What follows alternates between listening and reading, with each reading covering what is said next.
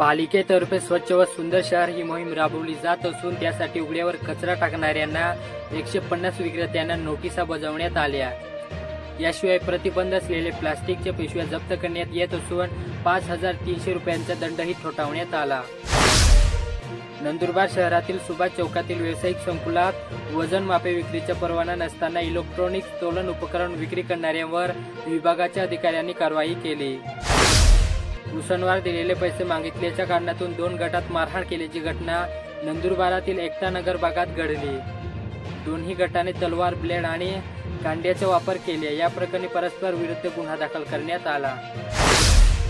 बंद असलेले 2 घरे चोरट्यांनी फोडून 4.25 लाख रुपयांचा मुद्देमाल चोरून नेल्याची घटना नंदुरबारातील हिंगलाज माता नगर भागात घडली।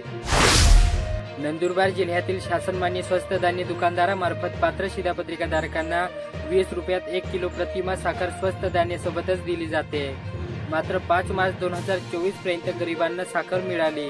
त्यानंतर एप्रिल महिन्यापासून अंत्योदय शिधापत्रिकाधारकांना साखर मिळत नसल्याने त्यांना बाजारातील महागडी साखर खरेदी करावी लागत आहे। रेशनवरील साखर गायब झाल्याचे चित्र आहे।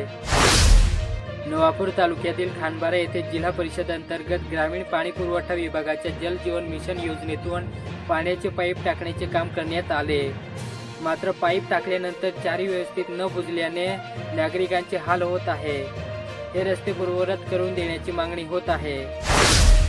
शहादा तालुक्यातील खेडेदिगर येथे महिला लाभार्थींना उज्ज्वला योजनेअंतर्गत 30 लाभार्थी महिलांना गॅस सिलेंडर वाटप करण्यात आले।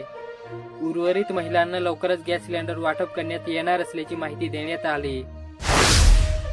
अक्कलकुवा तालुक्यातील वाण्याविहीर येथून श्री बलसाणा महातीर्थ शरीफ आलीत संघाची पदयात्रा वाजत गाजत शोभायात्रा काढत बलसाणाकडे रवाना झाली।